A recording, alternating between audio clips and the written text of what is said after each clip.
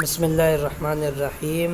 درس اللغہ کی آج کی کلاس میں ہم یہ سمجھیں گے۔ دیکھیے، نجم النجم، رجل الرجل، دیک الدیک، طالب الطالب۔ نجم مانے بھی ستارہ، نجم مانے بھی ستارہ، رجل مانے بھی آدمی، الرجل مانے بھی آدمی، دیک مانے بھی مرغا، الدیک مانے بھی مرغا، طالب مینس بھی طالب علم، الطالب مینس بھی طالب علم۔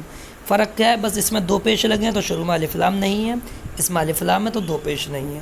اس میں دو پیش لگے ہیں آخر میں تو الف لام شروع میں نہیں ہے، تو شروع میں الف لام ہے ادھر تو ادھر دو پیش نہیں ہے۔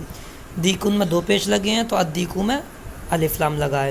طالبن میں دو پیش لگے ہیں تو الطالب میں الف لام لگا ہے۔ کہنے کا مقصد یہ ہے کہ جب کسی اسم پر، کسی کلمے پر دو پیش آ جائیں، تنوین آ جائیں، دو زبر آ جائیں، دو زیر آ جائیں، تو شروع میں الف لام نہیں آئے گا۔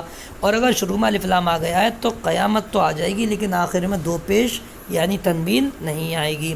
یہیں پر یہ چیز سمجھانا چاہ رہے ہیں۔ یہ مبتدا خبر کی کچھ مثال ہیں، اس کو دیکھیے سمجھنے کی کوشش کرتے ہیں۔ النجم بعید، النجم ستارہ، بعید مینس دور ہے۔ الرجل واقف، الرجل مینس آدمی، واقف مانے کھڑا ہے۔ السکر حلو، السکر مانے شکر چینی، حلو میٹھی ہے، شکر میٹھی ہے۔ الطالب مینس طالب علم، مریض مینس بیمار ہے۔ الدیک مینس مرغا، جمیل مینس خوبصورت ہے، مرغا خوبصورت ہے۔ الدفتر مینس کاپی، جدید مینس نئی ہے، کاپی نئی ہے۔ التاجر مینس تاجر، غنی مینس مالدار، تاجر مالدار ہے۔ الدکان مینس دکان، مفتون مینس کھلی ہوئی ہے۔ الولد مینس لڑکا، فقیر مینس فقیر ہے، غریب ہے۔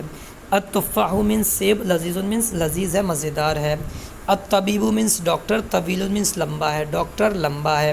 والمدرس مینس استاذ، قصیر مینس ناٹا، قصیر ہے نا، قا سواد، استاذ ناٹا ہے، چھوٹے قد کا ہے۔ اب یہ تمرین ہے، ایکسرسائزز ہیں۔ اقرا پڑھو، وقتب اور لکھو، وا مینس اور، اکتب لکھو، مع مانے ساتھ، ضبطی مانے زبر زیر پیش کے، اواخری مانے آخر میں، کلمات مانے کلمات کے، کلمات کے آخر میں زبر زیر پیش لگانا ہے۔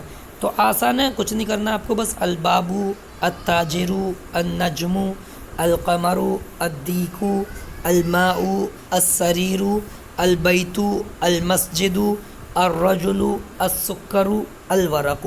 تو اس پر آپ زبر زیر پیش لگا لیجئے گا اور کچھ مت کیجیے گا، اتار کر تمرین ایک جیسا سوال اتاریے گا اور یہ زبر زیر پیش لگا لیجیے گا۔